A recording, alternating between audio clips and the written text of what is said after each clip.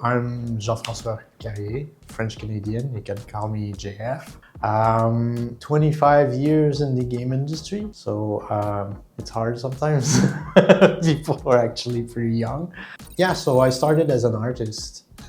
Pretty much did every type of work that an artist can do in game development, except animation. And I kind of climbed my way up into management. And that's where I got two big projects as a project manager. So I got to Watch Dogs 1 and Watch Dogs 2 at Ubisoft. After that, I was like, a bit tired of production, the reality of production. So my ex-manager, she actually came to see me and says, Jeff, you don't want to be in projects anymore. Do you want to contribute studio level, country level actually, for being an expert in outsourcing? So at Ubisoft, I was the equivalent of XDI at EA. Our team was called more co-dev and outsourcing for the Canadian studios. It's a mouthful type of name, which brought me into a position of a lot of knowledge on how AAA are handled,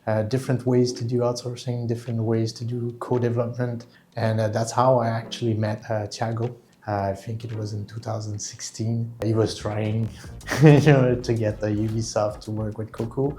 And I was interested, but we were not ready yet. And I think it was into 2022, right? Yeah, that's the first time he approached me and says hey, Jeff, we're looking for somebody to take care of the art part of Kokku. And that's how the adventure started. The art part, for gaming, has been often put aside. But when you think about it, a video game is 99% visual.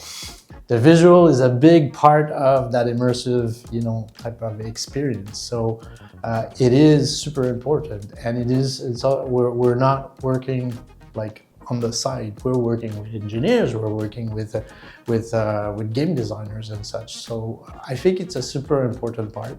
It takes quite a lot of design behind it. So that it takes a pretty important part in my sense, right?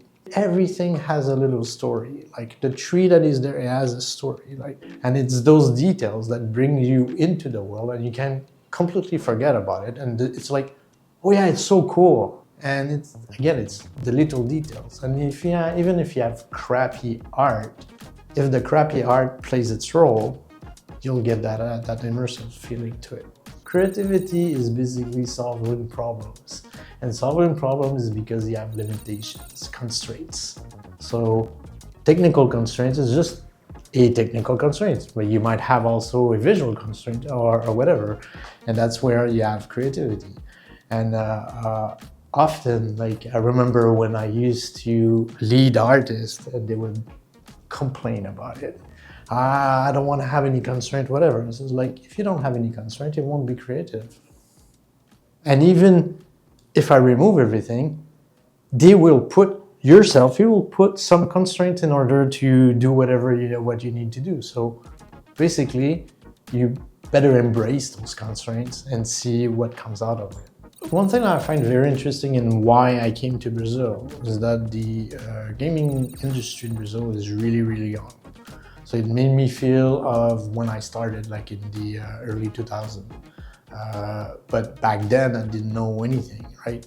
And right now I know a lot more things. And if I look at the Brazilians or any other countries that are actually in pretty much the same situation, they have the privilege and the opportunity to learn really quickly from others, therefore develop a lot quicker. And that's what I see that Kokku has kind of an edge, having that opportunity to kind of, hey, they did that in the past, why or should we break our heads into a problem that was already solved? Maybe we can use this and bringing it a little bit forward. So that's where I see the technical aspect of the art department, in Kokku, that can do not just the art department, but When we're creating a product, it's a product that is very specific to a department.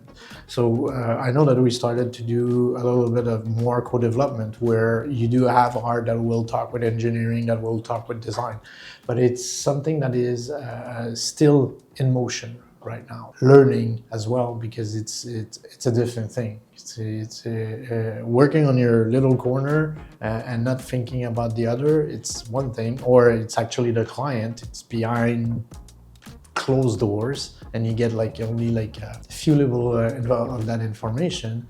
But when you're actually in it, you understand a little bit more of those constraints and why those clients took those decisions and so on.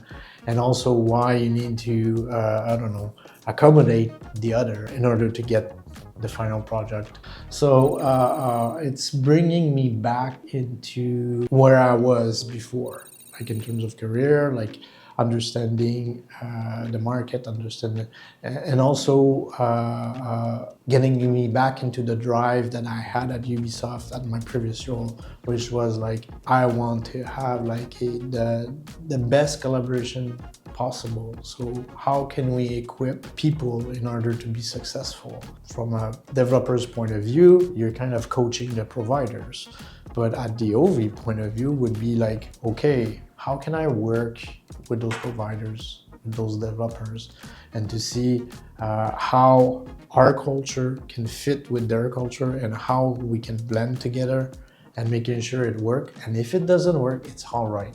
It's all right. We don't need to not to talk to each other anymore, and might be all right in another way. But that's the kind of dialogue that I would like to see in place.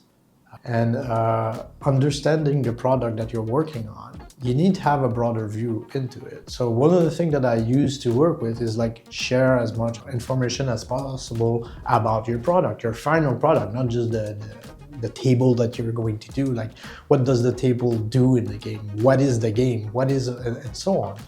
Actually, it will affect the quality of your product and the quality of your collaboration, and the fact that you keep that partner for a long time and is part of your team, and not just like, okay, somebody that you hired on the side.